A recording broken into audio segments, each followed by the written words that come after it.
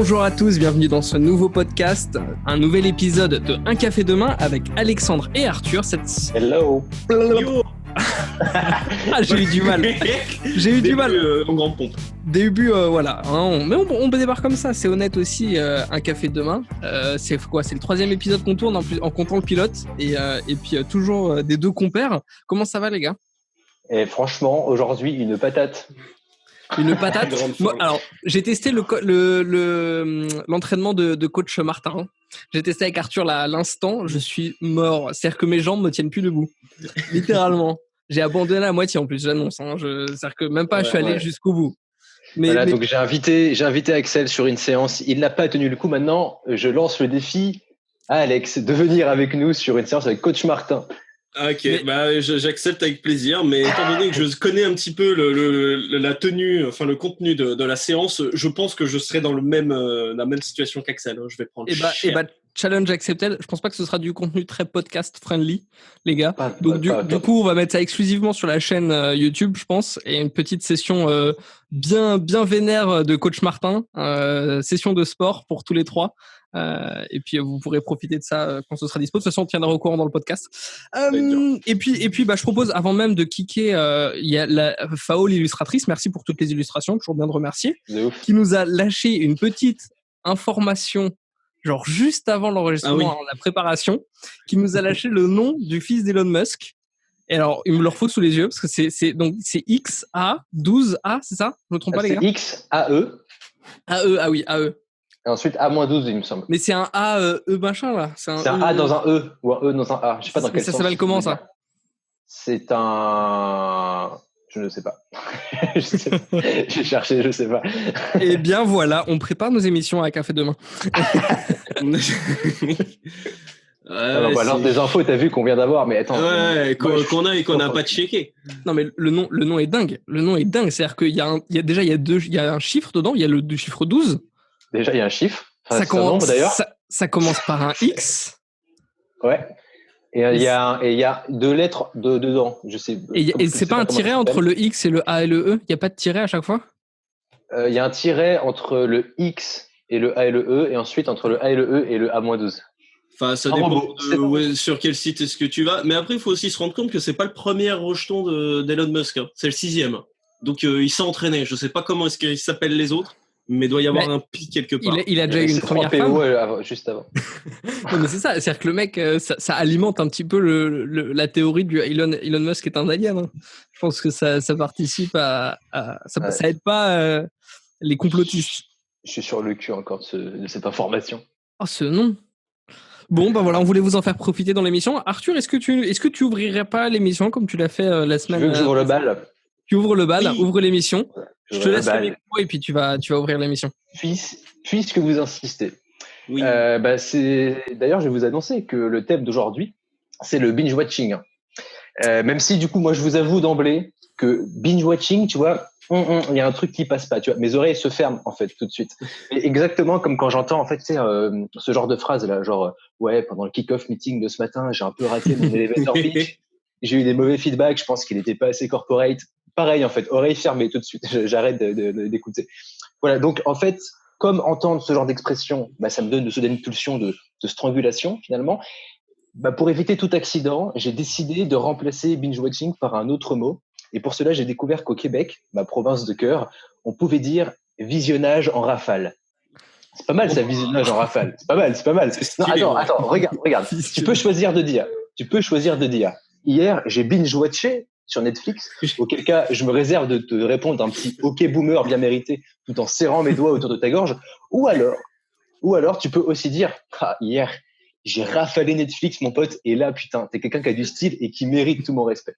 Bon, en tout cas, moi, c'est sûr, j'ai rafalé Netflix pendant tout le confinement. Quoique d'ailleurs, je sais pas la formulation exacte parce que moi, je rafale pas de séries. Ce sont les séries qui décident de me rafaler parce que j'ai pas le choix, en fait. Je n'ai le choix à aucun moment. C'est simple, quand je vais sur Netflix. T'es pas aidé en plus, j'étais un peu. Non, mais je te jure, quand je vais sur Netflix, je me dis plus, je vais me faire un petit plaisir. Je me dis, mais gavez-moi, bordel, gavez-moi. En fait, je me sens un peu comme une oie à l'approche des fêtes de fin d'année.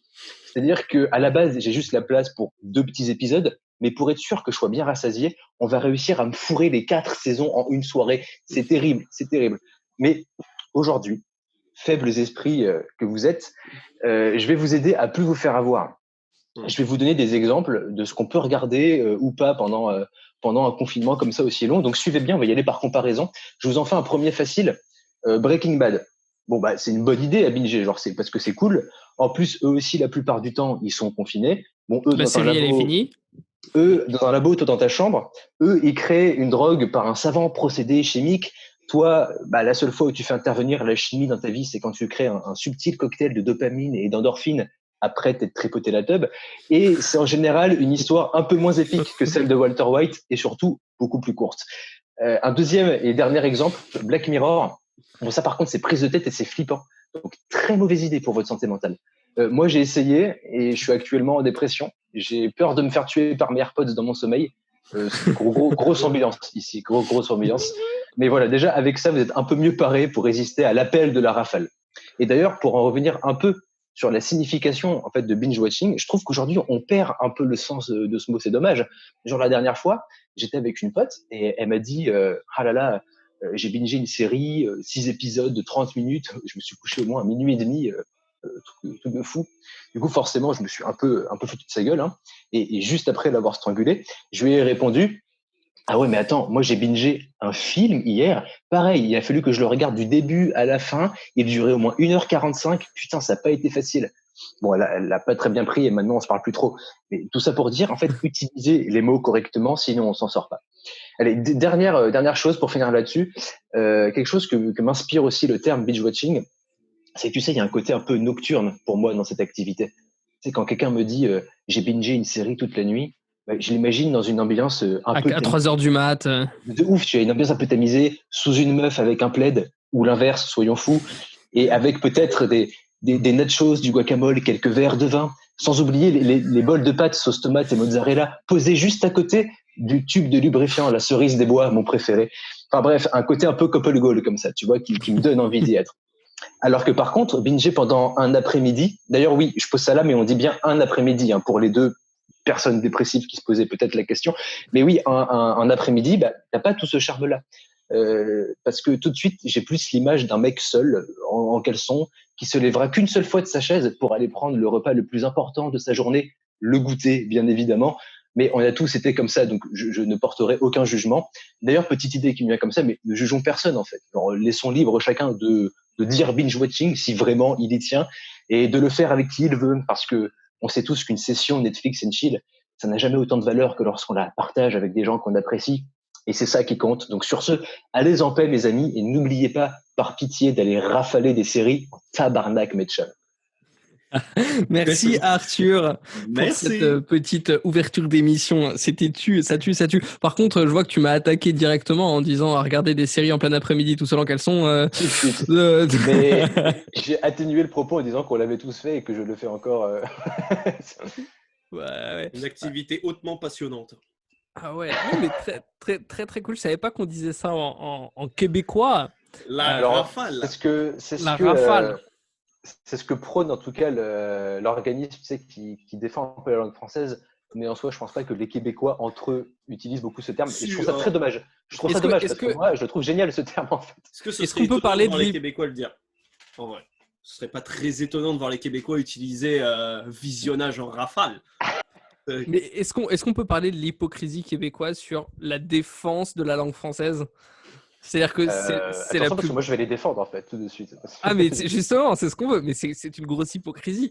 C'est-à-dire qu'ils font énormément d'anglicismes et ils ont décidé de franciser certains mots, alors qu'ils utilisent des anglicismes sur d'autres termes qui existent en français et ils se prétendent défenseurs de la langue française. Pour défendre un peu le truc, si tu veux, en fait il y a une loi en fait au Québec qui s'appelle la loi 101, je crois.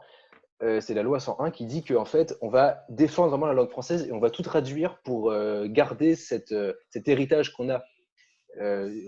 Et du coup, tout ce qui est officiel est traduit, genre les titres de films, le truc comme ça, tout ce qui est administratif, c'est traduit. Par contre, entre eux, ils vont pas, quand ils parlent, tu vois, ils utilisent encore plus d'anglicisme. Non, mais je te parle de l'hypocrisie au quotidien, c'est ça dont je te parle. Je te parle pas forcément de loi. En France, on a une loi qui dit qu'on n'a pas le droit d'appeler un cochon Napoléon. Je veux dire, c'est pas appliqué comme loi. Je te parle pas de la loi, je parle vraiment du quotidien. Tu vois, des Québécois qui Et au final, se prétendent entre eux, défenseurs, tu vois. Entre eux, oui. J'aime Après, beaucoup les Québécois. C'est rien contre les Québécois, mais c'est vrai. Juste, tu veux me faire chier, en fait. Je veux te faire chier. Voilà. Mais la loi 101, ça s'appelle la charte de la langue française. Et c'est bien ça. C'est pour définissant les droits linguistiques de tous les citoyens du Québec et confirmant le français comme langue officielle de la province. J'aurais pas me le dire, hein. En même temps. Ça sert à ça, là-bas. Mais et d'ailleurs, j'avais appris. Enfin, c'est un truc que j'avais pas réalisé, que ma sœur m'a appris il y a pas plus tard qu'il y a 2 semaines, qu'en fait, le Canada, ça appartient à la reine d'Angleterre. En fait, c'est juste, il y a un premier ministre sur place, mais j'avais pas tilté en fait. Et sur place, il y a reine Victoria, je crois. Enfin, non, il y a une duchesse Victoria qui est en mode représente RPZ, la reine. Sur les billets, c'est la reine. Sur les billets canadiens et tout, t'as la reine. Mais j'avais pas tilté ça. Voilà, c'était. Sur les billets de $20 canadiens. Voilà, après ce petit interlude Canada, on va pouvoir passer au sujet de l'émission. Oui. Les séries. On va parler de séries. Et du coup, on a pensé à un petit jeu qui s'appelle Surcoté ou Sous-Côté, chacun mon tour. C'est pas le nom du jeu, mais en gros, on va faire un surcoté, sous-côté, chacun notre tour en donnant une série et c'est les autres qui doivent voter si le jeu est surcoté ou sous-côté. Je l'ai bien expliqué ou pas? Dites-moi, les gars. Oui, t'as juste fait un petit lapsus, mais oui, on doit voter si la série est surcotée ou sous-côté. Parce que tu as dit que le jeu était sous-côté ou surcoté. Donc, il est très certainement sous-côté. On est tous d'accord pour ça. Le jeu est totalement sous-côté. Il va falloir en parler et faire écouter à vos amis. Disponible sur Spotify, YouTube encore et toutes les autres plateformes de streaming. Qui commence, les gars? Comme vous voulez, moi j'en ai là, si vous voulez, j'en ai une qui me brûle un peu les lèvres. Vas-y. Parce que je la trouve beaucoup. Après, je la trouve sous-cotée par rapport à l'audience qu'elle a eue. Je pense qu'elle n'a pas été assez regardée ou écoutée, comme on dit au Québec. Parce qu'on dit écouter, en fait, Arthur, on ne te demande pas ton avis, tu nous donnes la série et c'est à nous de voter. T'inquiète. Franchement, laisse-moi pas. La série, c'est Hannibal. Ah, mais ouais, mec, tu m'as. Oh, je me souviens quand tu as regardé Hannibal, tu en parlais tout le temps. Je ne l'ai pas maté, je connais pas. Oui, attendez, il y a sous-côté, surcoté et. Et je connais pas. Ouais. Vous connaissez pas tous les deux? Non. Bah non, c'est le risque en fait. Je pense qu'on va tous essayer de chercher des trucs qu'on aime bien. Est-ce qu'on peut dire que c'est une preuve que cette série est sous-côté? Je pense. Du coup, là, tu peux dire, vous connaissez pas, du coup, c'est sous-côté. Mais si on dit tous les deux sur-côté, t'as pas le droit de la défendre. Ah, c'est horrible. Oh, mais là, t'as le droit de la défendre. Là, t'as le droit de la défendre parce qu'on connaît pas. Est-ce que vous connaissez l'acteur Mads Mikkelsen? Le nom me dit un truc, mais c'est celui qui a joué pour un des rôles qu'il a fait connaître, c'est le chiffre dans James Bond Casino Royale. D'accord. Non. Si, il a une tête particulière. Il a une tête particulière et c'est un excellent acteur. Et c'est lui qui joue de ouf. Et c'est lui qui joue Hannibal dans la série. Il porte la série, mais genre avec tous ses muscles qui portent la série. Et c'est incroyable, c'est trop bien. Esthétiquement, c'est magnifique. Et c'est fait d'une manière que même si tu sais que le mec il bouffe des gens, t'as envie de bouffer à sa table quand même, genre tellement il a du charisme et tout. Et d'accord. C'est incroyable. Et bien écoutez, pour manger des gens, il faudra regarder Hannibal. Alexandre, tu nous en lâches une? Une petite série qui est cool, on va dire. Non mais pas forcément. Alors pas forcément, c'est surcoté ou sous-côté et en fait c'est à nous de voter. Tu nous donnes le nom d'une série et puis moi le plus dur c'est de trouver une série Netflix où on est tellement bazardé de contenu que choisir parmi toutes celles que je connais, je vais dire Black Mirror. Surcoté. Surcoté de ouf. Ah, je sais pas. Ça dépend. C'est surcoté. Ça dépend peut-être des épisodes. En vrai, non. Moi, je la trouve juste bien comme il faut, la série. Genre. La dernière saison. C'est la dernière saison qui te fait dire ça. À partir du moment où Netflix s'est mis à réaliser les épisodes, produire les épisodes, ça a commencé à déconner un peu. Ouais. Et moi, j'ai pas été hyper emballé par l'épisode interactif Bandersnatch. Bandersnatch, je l'ai même pas regardé. Je l'ai commencé, j'ai voulu changer un truc et du coup je l'ai jamais rejoué. Enfin, j'ai jamais refait. Je crois que je l'ai pas fini non plus. Du coup, on a vraiment une grosse crédibilité pour juger cet épisode de Bandersnatch. Mais ouais, non, il avait l'air cool en vrai. Mais j'ai su que, enfin, je sais pas, je pense que c'est ce qui manque. Enfin, ça enlève un truc que j'aime bien regarder dans Black Mirror, c'est que tu choisis pas. Enfin, dans un film ou dans une série, tu choisis pas ce que va faire le gars. Tu regardes l'action se faire. Alors que quand tu choisis, t'es dans une position différente et je sais pas, tu réfléchis différemment. Enfin, l'axe de réflexion est pas la même. T'es pas en train de contempler. Ouais, tu te laisses pas porter. Ouais. Et donc, du coup, tu t'hésites et tu te dis, ah, peut-être que j'ai fait une erreur. Et ce qui est assez cool, puisque au final, ça ramène à la situation des personnages. Mais ouais, en tant que consommateur de contenu, ça n'a pas été une expérience que j'ai aimée, alors que j'adore les livres dont vous êtes le héros et le principe est génial. Ah ouais, carrément. J'aime beaucoup aussi, mais ouais, j'ai pas été emballé là par celui-là. Allez, je vais en lâcher une. Alors, une série. Je vous fais hésiter parce que là, vous dites, il va dire Silicon Valley. Ouais, mais aucun de nous ne l'a vu, donc c'est dommage. Et comme ça, je peux la défendre. Alors, je vais essayer de la défendre vite fait, comme ça, on pourra tourner plus rapidement. Silicon Valley, c'est une trop bonne série que j'ai regardée là. Vraiment, j'ai saigné toutes les saisons et ça parle de la vie d'une start-up à la Silicon Valley. Et ça va de leur début jusqu'à la fin. Et je ne veux pas spoiler la fin, mais c'est hyper intéressant. Et je recommande vraiment parce que tu vois la vie des personnages, c'est comique, c'est drôle. Et puis voilà. Arthur, nom d'une série. Dexter. J'avais vu Dexter. Ouais, non, c'est sous-côté un peu Dexter, c'était très cool. Moi, je dirais un peu sous-côté aussi. Sous-côté à ce moment-là Bah, franchement. Pas de beaucoup. Mais c'est vraiment une excellente série. C'est une excellente série. Ça a disparu. Ouais. Game of Thrones. Extrêmement surcoté. Surcoté ? Ah, mais de ouf. C'est surcoté au possible. C'est compliqué. Tu peux pas vraiment le dire sous-côté parce que ça a été tellement regardé que c'est pas sous-côté, tu vois. Ah oui, mais c'est surcoté. T'as un peu envie de dire surcoté pour la dernière saison, tu vois. Ok, donc je ferme ma gueule, je peux même pas défendre, c'est ça ? Vas-y, défends quand même, j'ai envie d'entendre un argument. En fait, Game of Thrones, autant la série, elle a eu des petits défauts, mais il faut voir aussi la manière dont écrit l'auteur, ça a déconné. En fait, c'est bien connu, il y a eu une sorte de césure entre le livre et la série, et la césure se trouve, on va dire, à la fin de la saison 7, enfin non, 6, où ça part en couille, et normalement, en fait, il était censé faire Enfin, le mec n'a pas fini d'écrire Game of Thrones. Et donc, la série, on peut la juger en tant qu'œuvre indépendante, a pu décevoir. Mais c'est bien quand même, ça nous a fait rêver tous. C'était cool.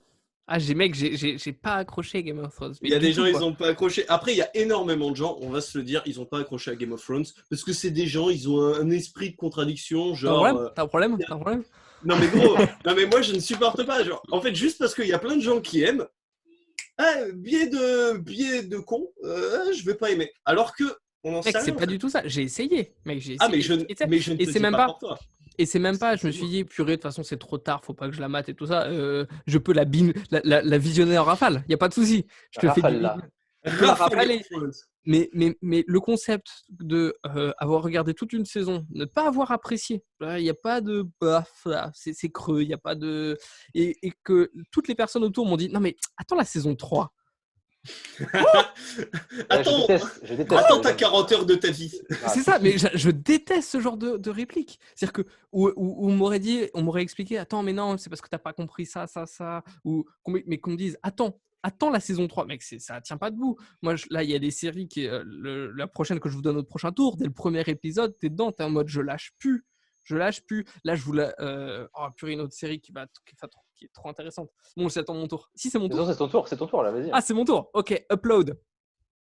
Je crois pas connaître. Mais elle est sortie exclusivement là. Il y a la première saison, 10 épisodes, j'ai regardé en une journée. Ça parle en fait de l'après-mort. En fait, ils ont réussi à enregistrer les cerveaux sur une sorte de cloud. Et en gros, c'est un peu un mélange entre VR et machin. Et en gros, tu choisis ton paradis, littéralement. Tu choisis ton paradis avec tous les problèmes que ça implique de vie éternelle et tout ça. Et c'est trop comique et c'est vachement bien. Et dès le premier épisode, tu es en mode trop bien. Je veux finir. Ça a l'air cool. Upload. Série sur Amazon Prime. Amazon Prime. Ceux qui seraient intéressés. On est d'accord que Axel, pour toi, le jeu, c'est juste de dire des séries qu'on connaît pas pour les défendre. Non, la prochaine, promis. Il joue pas au même jeu que nous, Axel. Promis, la prochaine, je donne une émission que vous connaissez tous. Alors, je dis ça, mais je pense que la prochaine série que je vais dire, personne ne la connaît, c'est Spartacus. Non, j'ai pas vu. J'en ai entendu. J'en ai, parlé, mais non. Eh ben, je spoiler, totalement sous-côté, cette série aussi. C'est génial. J'adore cette série, elle est incroyable. Petit bisou à Com qui adore cette série avec moi. Avec lui, on l'a regardé plusieurs fois d'affilée. On l'a rafalé aussi, pareil. C'est incroyable. Fan. Kaamelott. C'est incroyablement sous-côté, bien entendu. Sous-côté. Extrêmement sous-côté. Moi, je dirais que c'est prêt à sa juste valeur, Kaamelott, concrètement. Et qu'il y a peu de gens qui. Enfin, quoi que non, c'est très J'ai un argument pour dire pourquoi c'est sous-côté.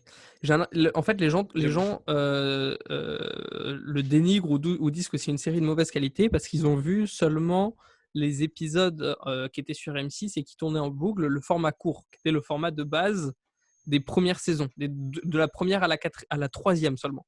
Et même, c'est jusqu'à la 4e saison qu'on a un format. Livres 4, 5 et 6, on passe sur des formats de 40 minutes, voire les derniers 1h30. Et en fait, le 5 et 6, où on a les formats longs. Le livre 4 est normal. C'est le 5 le livre 6. 4 est normal. Mais déjà, c'est un peu plus long, je pense, 4, je crois. C'est plus du 5 minutes. Si, c'est livre 5, en fait. C'est quand Arthur va aller chercher son enfant. Spoil pas. Ouais, enfin quand il cherche son enfant. Alors attends, et c'est particulier. mais alors du coup, je finis juste mon propos. Pardon. Du coup, les gens qui connaissent que ces épisodes courts, c'est des épisodes qui sont comiques, qui sont un petit peu juste pris dans leur contexte, pas forcément profond, mais tout mis bout à bout, ça permet de créer un univers et de mettre vraiment ancré un univers qui est hyper intéressant et où sur les derniers épisodes, ça devient extrêmement intense et extrêmement cool. Et pour moi, c'est pour ça. Arrêtons-nous là. Parce que du coup ça me fait passer, j'ai un message du coup à faire passer. Moi j'ai pas pu regarder tous les épisodes longs, du coup je les ai pas finis, donc c'est pour ça que je dis évitons de spoiler. Moi je les ai pas finis, mais je suis d'accord pour dire que c'était totalement les épisodes longs sont totalement sous-cotés parce que j'en ai vu quelques-uns et je passe un petit message à la personne à qui j'empruntais le compte pour les regarder si jamais elle veut bien me le repasser. C'est gratuit sur M6. Il me reste quelques jours. Les épisodes longs sont tous gratuits sur M6. C'est juste que tu vas te taper des pubs, mon gars, tu vas aimer, mais tu peux les trouver gratuits. Je les avais regardés illégalement. Oui, mais je les avais regardés tous sur M6. Pour les coca. Tous sur M6, je les avais regardés, mais les épisodes courts. Et je crois qu'aux épisodes longs, on pouvait plus et du coup bref, je sais pas. C'est vrai, mais après ensuite ce que j'ai envie de dire par rapport à ce que toi tu as dit Axel, en fait il y a une césure entre les fans, il y a beaucoup de fans qui n'aiment pas du tout le livre 5 et 6 parce que justement ça dénote de l'esprit de base qui était humoristique. C'est ce qui rend la série intense et qui la rend intéressante parce que c'est ça. Comme il l'a dit dans plusieurs interviews, et que justement, là, il y a eu l'annonce du premier film, il y aura 3, ce sera une trilogie. Et il a dit dès le début, il sait que la fin du livre 6 ce sera comme ça, il sait le contenu de chaque film, il le connaissait, il avait réparti un petit peu ce qu'il voulait dire dans chaque histoire. Et donc, du coup, pour moi, je pense que quand tu as un auteur qui crée une histoire comme ça, en tant que fan, à quel moment tu te permets de dire je suis pas d'accord, moi, j'aurais pas fait comme ça. Je valide pas. Mais t'as pas validé ou pas validé. En fait, on t'a pas demandé ton avis. De 1 et de 2. Surtout que là, pour avoir vu le trailer du film 1, il est incroyable. C'est-à-dire que oui, extraordinaire. On est sur de la qualité de Game of Thrones et compagnie, quoi. On est sur une production monstrueuse. On est sur un film. On est sur un film extraordinaire. Non, mais même au-delà du film, on n'est pas sur la comédie tournée dans le 19e au but de Chaumont. Je veux dire, on est sur un film avec des scènes et des images qui claquent, quoi. Ça sent le film. Alors, my bad, il n'y a pas le livre 5 et 6 sur M6. Merci sur Alex pour dire des conneries dans le podcast. Non, mais je checkais. Il faut croire que je les ai vus par un autre biais. Je ne sais plus lequel. Mais de toute manière, je me débrouillerai alors. Bisous à Fao, mais je me débrouillerai. Il n'y a pas si longtemps, j'ai vu Brice Fournier à son restaurant Délicatessence à Lyon. Par pur hasard, on allait au resto et lui il y était vu que c'est le sien et on a pu un peu parler du film, de comment ça allait être. C'est très mystérieux, il a fait planer le doute et tout, il disait je sais pas si je suis dans le film, en fait non, en fait si j'y suis, merde je dois pas le dire, il arrêtait pas de faire des petites blagues comme ça parce que Alexandre Astier porte un grand quelque chose de très précieux au secret et au fait qu'il veut pas que les choses se sachent. Et donc, on ne peut pas avoir d'informations parce que même lui, il n'a jamais laissé transparaître. Il a toujours dit, on fera un film, mais il n'a jamais dit quand. Il n'a jamais donné de petites pendant informations. longtemps, c'était un sujet de ses interviews et tout ça. Mais en tout cas, ouais, Kaamelott, pour moi, extrêmement sous-coté. Du coup, c'est à mon tour. Vas-y. Le bureau des légendes. Allez, on continue sur l'album, même lancé pour Axel. Tout le monde connaît, mais tout le monde connaît le bureau des légendes. Le nom, vous connaissez au moins. Pour tous ceux qui sont parisiens ou en Ile-de-France, on a tous vu des pubs sur les bus, partout. Ouais. Mais autrement, j'ai vu que des pubs. Mais le bureau même sans l'avoir vu, même sans l'avoir vu, j'ai envie de dire peut-être sous-côté parce que j'ai l'impression que tout le monde m'en dit beaucoup de bien.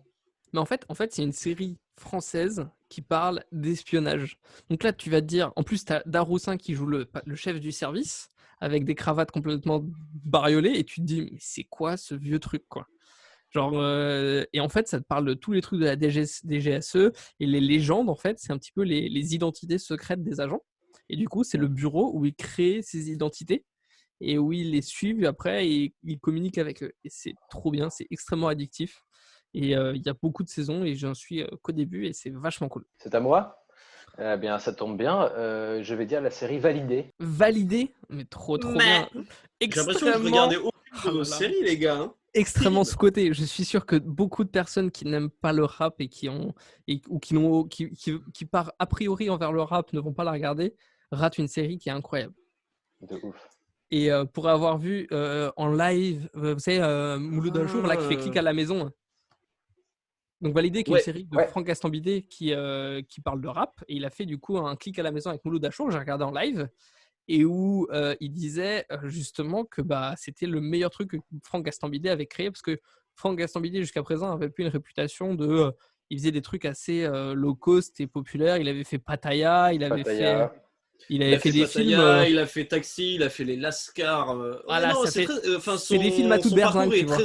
Il est très intéressant, mais très intéressant en tout cas son parcours. Et du coup, quand il arrive là, il rentre dans un contexte plus Canal+, un peu plus t'arrives dans mais trop bien, la série Validée, incroyable, j'ai dévoré pareil. Apache Forever. Apache Forever. Ah là, s'ils font du merch Apache, j'achète direct. Oh je sais quelle série moi, c'est bon. Vas-y, c'est ton tour. La Casa de la Papel, hein. La Casa del Papel. En fait, c'est pas parce que je connais, mais c'est juste normal. Genre, pour moi, elle est très bien. Elle est pas sous-côté, elle est pas sur-côté, elle est très très cool. Alors moi, je suis un peu partagé parce que j'ai adoré la première saison. Les deux premières saisons, tu veux dire, non ? La deuxième saison, je l'ai beaucoup aimé. La troisième saison, je l'ai aimé. Et ça va un peu dans ce sens-là, tu vois. Et la quatrième ? C'est étiré un peu en longueur. Ça va, mais ça reste. Ouais, on est vraiment sur un fil tendu en mode ça étale, tu vois, le beurre sur la tartine. Donc, je sais pas. Après, ça reste bien. Mais en fait, moi, j'adore. Mais plus ça va, plus je suis en mode. C'est juste, ça devient juste une bonne série. C'est plus le truc incroyable que c'était. Il y a un truc quand même. Il conserve quelque chose. Ouais, moi j'aime bien. C'est juste le seum que, voilà, enfin qu'il y ait une saison 5 qui va arriver bientôt. Enfin, en tout cas, une saison 5. En fait, ça c'est trop des bâtards parce qu'ils ont gratté la série en plus. Là, ils l'ont volé. Le braquage, il aurait dû se terminer et ils l'ont volé, quoi. Moi, j'ai regardé la saison, je m'étais dit, ça va se finir là, trop cool. Ils vont prendre le même rythme que la première. Le plus beau braquage dans tout ça, c'est celui de Netflix de nous forcer à avoir une autre saison. C'est tout l'argent qu'ils vont se faire avec. Il est là le beau braquage. Je comprends pas l'argent qu'ils se font Netflix concrètement. Enfin, leurs revenus, ils reviennent directement des abonnements. Mais il y a combien ? Enfin, autant j'ai pu voir leur chiffre d'affaires. Netflix, ils ont 17 milliards de chiffre d'affaires, mais comment ils font ? Ils dépensent de la thune de manière incroyable. Ils produisent à gogo. Enfin, je sais pas. Je trouve ça étonnant. Ça me surprend. J'aurais besoin de quelqu'un pour m'expliquer. Merci Alex. Et Alex est surpris. C'était la surprise. C'était la surprise jouée par Alex. La peur. Il peut se faire la peur. Regardez, écoutez. Voilà. Alors là, c'est que les gars, on fait un podcast et ça commence vous écoutez le podcast, vous ne savez pas quelle est la peur pour Alex. C'est incroyable. Alex, en parlant de Amazon Prime, c'est exactement la transition que j'allais faire. Ah là, fais-la Arthur, je la laisse. Vas-y. En parlant d'Amazon Prime, Alex, tu voulais nous parler d'une autre plateforme de streaming. Quelle transition. Ah, tu fais la transition là-dessus. Mais... J'ai cru qu'il allait me dire non. Ah non, mais c'est que je voulais parler de ma série avant. On fait tous enfin, c'est pas grave, je voulais pas. Enfin, c'est pas grave. Je vais juste informer les auditeurs. Alex ne mange plus. Alex a cessé de se nourrir. Et un Alex non nourri, c'est dangereux. C'est dangereux, un Alex non nourri. Donc, je suis à mon premier jour de jeûne et je pleure. Voilà. Et du coup, tu fais Ok, bon, on y va, on part sur cette chronique. Messieurs, dames. Ce lancement. Ouais, non, mais on est sur. Il est dégoûté. Bon. Oui, non, bah en fait, non. Vous savez quoi, je vais pas parler de ça. Avant, je vais parler de la série dont je voulais parler, c'est Mortel. Est-ce que ça vous dit un truc Mortel, les gars? Ouais, c'est la série sur Netflix. Le mec prend pas de risque. Ouais, non, mais c'est carrément, c'est une série. La série en ligne, là. Elle est en ligne. C'est qu'on peut la binge-watcher en rafale. Non, il y a plusieurs épisodes. Il y a plusieurs épisodes, elle est plutôt stylée. Non, en vrai, c'est une série qui est réalisée par Simon Astier, donc le demi-frère d'Alexandre Astier, ainsi que Édouard Salier. Et c'est une série fantastique où deux jeunes vont se retrouver à faire un pacte avec une entité démoniaque et obtenir des pouvoirs grâce à ce pacte. Et plein de choses s'ensuivent, c'est extraordinaire, c'est extrêmement bien réalisé, le jeu d'acteur est incroyable, tout est bon en fait dans cette série. Ça s'appelle Mortel, c'est ça? Mortel sur Netflix, et c'est Cali de chez Cali. J'avais commencé à regarder et je savais pas que c'était Simon Astier qui avait fait ça, donc je vais continuer à regarder. Et c'est extraordinaire, le jeu des couleurs est fou, visuellement c'est prenant, enfin tout est bon. Ok, voilà, j'ai parlé de ma série. C'était la petite reco d'Alex. Et du coup, tu voulais pas nous parler Disney+, genre tu veux plus, t'as changé d'avis. Su. Allez. Bah les gars, comme vous le savez tous et toutes, Disney+ vient de sortir. Enfin, il est sorti maintenant il y a 1 mois et demi. C'est extraordinaire le contenu qu'ils proposent. Alors, ils ont pu revoler tous les Marvel qu'ils avaient généreusement loués à Netflix. Putain, ouais. Et ce qui est plutôt pas mal. Je pense que c'est c'est sorti quand même à un assez bon moment puisque Disney+, qui aurait pu être juste une offre supplémentaire parmi Amazon Prime, Netflix. Ils les ont loués. Je reviens juste parce que ça revient sur ton sujet. Le fait qu'ils avaient loué les Marvel à Netflix. Quand Disney a racheté le groupe M5, ou a racheté Marvel Cinematic Universe, il y avait déjà des Marvel dans Netflix. Et je crois que comme il y avait une partie dont les droits appartenaient à Sony, ils avaient juste pas le choix dans leur accord de le continuer à les louer pendant une durée et qu'on arrive à la fin de cette durée. À vérifier les facts, mais c'est qu'en fait l'achat s'est fait pendant qu'il y avait déjà des accords en cours. Donc en fait, il faut juste arriver à l'attente de la fin. Je veux dire, si Netflix avait déjà, c'est pas on a signé le contrat, hop, on récupère tout, tu vois. Il y a du temps pour que ça se passe. Oui, voilà. Totalement. Il y a des normes, il y a des choses à faire. C'était pour donner de la précision. Merci beaucoup. Et donc, les nombres d'abonnés sur Disney+, au début, ils ont plutôt pas mal joué. En fait, il y a eu 10% du streaming français, national, à la première semaine été sur Disney+. Aujourd'hui, on est actuellement à 50 millions d'abonnés dans le monde. Et il y a 2 millions de téléchargements en France. Donc, on peut estimer qu'actuellement, il y a potentiellement 2 millions de personnes qui sont sur Disney+. Disney+, c'est quoi comme offre? Et ils ont réussi à combiner un truc génial. Ils ont quand même Marvel. C'est pas cher. C'est 6 €. Tu as le format familial où forcément, moi, je le compte de la petite sœur, c'est énorme. Et ils ont des documentaires extrêmement intéressants. Ils ont Nature et Découverte. Nature et Découverte, on parlait du logo. Mec, ouais, mais c'est extraordinaire le contenu qu'ils ont. Ils ont surtout créé, je pense, beaucoup. Alors, c'était peut-être prévu au préalable, mais la sortie de Disney+ a fait en sorte qu'ils le sortent. C'est The Imagineerings. Alors, je le dis très mal puisque c'est de l'anglais et que tout le monde connaît ici mon niveau extraordinaire. Mais Imagineerings. Imagineerings genre comme des bagues et Nearings. Ah non, Imagine et Nearings comme ingénieur. Okay. Imagineering. En fait, c'est un combo de noms. Enfin, c'est Walt qui a combiné les deux mots pour faire en sorte de définir en fait les gens qui créent les animations, les parcs, les attractions. Et en fait, c'est tout sur la création de Walt Disney du début jusqu'à je ne sais pas ce qui se passe au-delà. C'est une série de 6 épisodes d'1 heure où on suit vraiment chronologiquement. C'est-à-dire que le premier épisode, il y a l'histoire de Walt Disney, Ah, mais ça il y a la tue, manière ça. dont ça s'est composé et c'est excellent. Après, je crois que c'est beaucoup concentré sur c'est surtout sur les parcs d'attractions pour le moment et je pense que ça a quand même beaucoup se concentrer là-dessus puisqu'on parle des ingénieurs qui bossaient pour Disney. Mais on apprend beaucoup de choses et franchement, je trouve ça même plutôt. Alors, quand j'étais encore dans le bâtiment, j'étais avant dans le bâtiment, donc je vois c'est comme un chantier et on voit des photos exclusives des chantiers, des studios, enfin vraiment des coulisses. Et c'est extraordinaire à quel point il disait on ne sait pas comment ça marchait, mais Walt, il arrivait à faire tourner tout. Enfin, tout le monde savait ce qu'il avait à faire, alors que tu voyais les chantiers, c'était des années 30. C'était le bordel. Non, mais Enfin, en fait, par exemple, une maison, tu vois, ou un immeuble, tu dis, il y a des normes et tout, c'est standardisé, tu fais les mêmes un peu partout. Là, un parc d'attractions, c'est unique. Je veux dire, c'est des trucs on n'y réfléchit pas, mais je veux dire, un roller coaster, type Walt Disney, je ne parle pas d'un truc de fête foraine, c'est des trucs qui sont uniques à un seul endroit. C'est-à-dire qu'il y a des mecs qui ont pensé à ça et ça doit être trop intéressant de voir le processus. Je pense que je vais la mater, ça m'intéresse. Tu m'as piqué là. Ouais. Elle est extrêmement cool, elle est très complète, il y a vraiment pas mal de choses. Après, je me dis un petit truc au fond de moi. J'ai l'impression qu'ils ont fait vraiment ce documentaire maintenant et pas dans 10 ans, parce que quand tu vois la moyenne d'âge de certains, tu sais que dans 10 ans, ils n'auraient pas pu s'abonner à Disney+. Et donc, c'était soit maintenant, soit jamais, parce que tu vois des anciens qui parlent et qui expliquent vraiment des gens qui l'ont côtoyé, qui ont côtoyé Walt Disney. C'est quand même quelqu'un qui a changé la face du monde. On peut Du le dire, divertissement, en fait. ouais. Du divertissement et du monde, parce que quand tu vois à quel point Disney aujourd'hui est puissant, c'est incroyable. c'est C'est-à-dire extraordinaire. ils ont un impact en France sur la loi du travail ils ont la main mise sur la loi du travail. Au niveau européen, pareil, l'État français, pour que Disneyland Paris, ce soit Paris et pas Disneyland Londres ou Disneyland. Je veux dire, ils ont un impact, c'est-à-dire que c'est eux qui contrôlent énormément tout ce qui se passe sur les divertissements.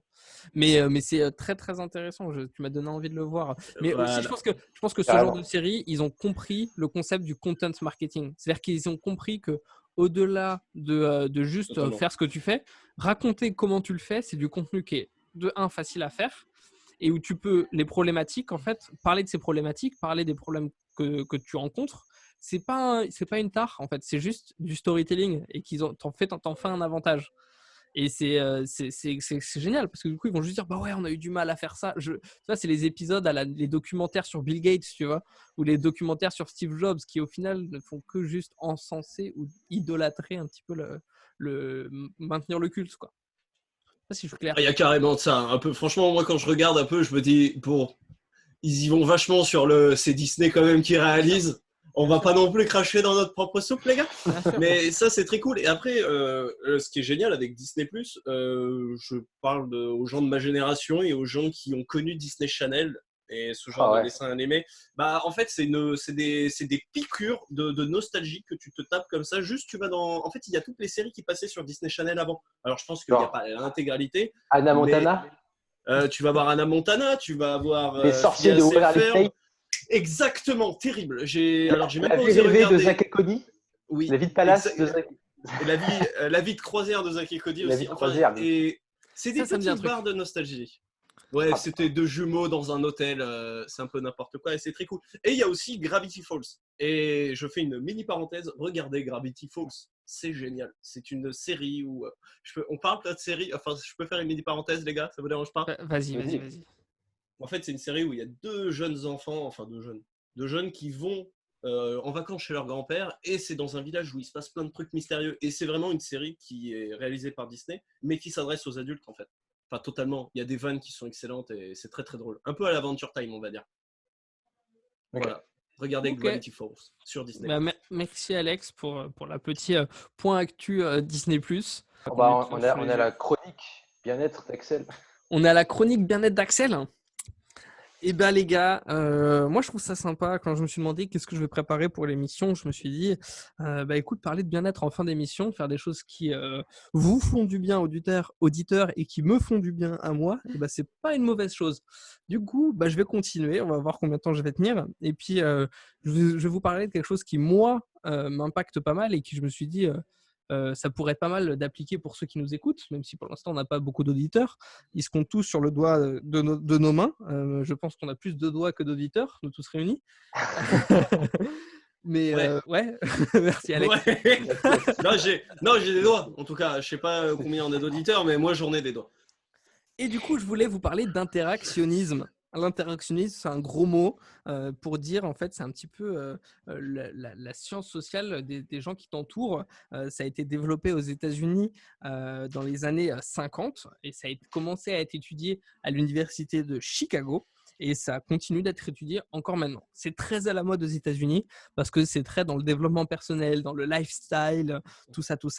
Et un des grands ambassadeurs, c'est Jim Rohn, qui lui, justement, fait tout ce genre de conférences et de livres et d'ateliers sur le développement personnel.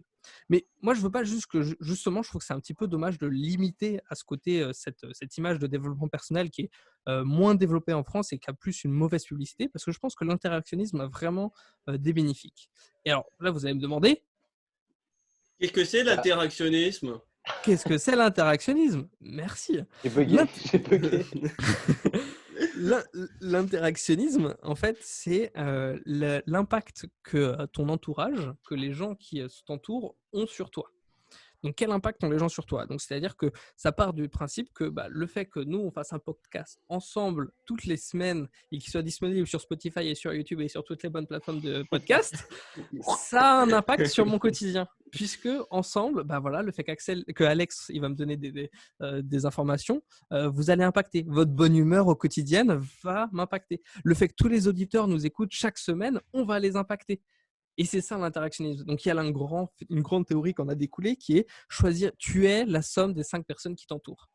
Et moi, je suis convaincu que ça. Et je ne sais pas si vous l'avez vu en début d'émission, il y a une fusée qui décolle. Et puis, l'équipage est en train de se construire. Et la fusée, elle va super loin. Et en tout cas, je suis super content de l'équipage qu'on a. Voilà. Oh, c'est beau. Je suis ému un peu là. Cœur de peau. Je suis ému parce que moi, je me compte un peu dans les 5 personnes qui t'entourent, tu vois. Mais bien sûr. Mais bien sûr, et c'est super important. Moi, je sais pas si je suis la meilleure chose dans la somme, tu vois. Je suis peut-être une soustraction plutôt dans ta vie. Mais c'est important, mais c'est super difficile parce que c'est important pour les gens de savoir justement ne pas s'entourer de certaines personnes. Et c'est super difficile parce qu'il y a des personnes dont tu es extrêmement attaché et c'est pas forcément bénéfique. Non pas, c'est pas une chose méchante, mais c'est pour ton développement à toi que c'est important de se protéger soi. Et je trouve que c'est un bon mot en fait pour englober quelque chose que beaucoup de personnes ressentent et n'arrivent pas à mettre des mots dessus.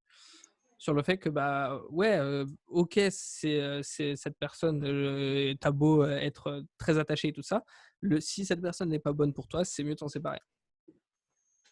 Très beau. Et maintenant, c'est même un peu triste. Et ouais, mais voilà. Je vous ai dit, c'est une émission qui est et pour vous faire du bien ou pour me faire du bien, ou peut-être fois les deux. Là, c'est plus, voilà. Je sais pas si ça vous fait du bien. Ça finit sur une note assez triste. Hein. Moi, ça va. J'ai faim, donc ne pas me faire de mal actuellement. Donc, je vais dire. Ça ne sera jamais pire que le sentiment de la faim. La semaine prochaine, on aura je ferai un petit compte rendu sur la première semaine de jeûne. Tu devrais faire un live sur Don't Starve. Pas mal. J'essaierai. Non, même pas, ça risque de me donner faim. Parce que là, tu te mettras vraiment bien à la place du personnage. Mais oui, mais c'est très très beau sur l'interactionnisme, ou j'ai mal le nom. Non, c'est ça l'interactionnisme. Je ne connaissais pas du tout. Et voilà. Moi aussi. Et puis voilà, je vous la laisse, c'est cadeau en tout cas. Merci à tous les auditeurs d'avoir suivi cette émission, soit sur Spotify. Vous pouvez nous envoyer des messages vocaux qu'on passera dans l'émission, soit sur l'Instagram Un Café Demain, @uncafedemain, soit sur l'application Encore. Encore, c'est notre diffuseur de podcasts. C'est grâce à eux qu'on peut être disponible sur Apple Podcasts, sur Spotify et partout. Et vous avez une petite fonction quand vous avez l'application, soit pour nous écouter, soit pour laisser un petit message vocal directement depuis votre smartphone. C'est magnifique. Et la semaine prochaine. Avec classe. Salut.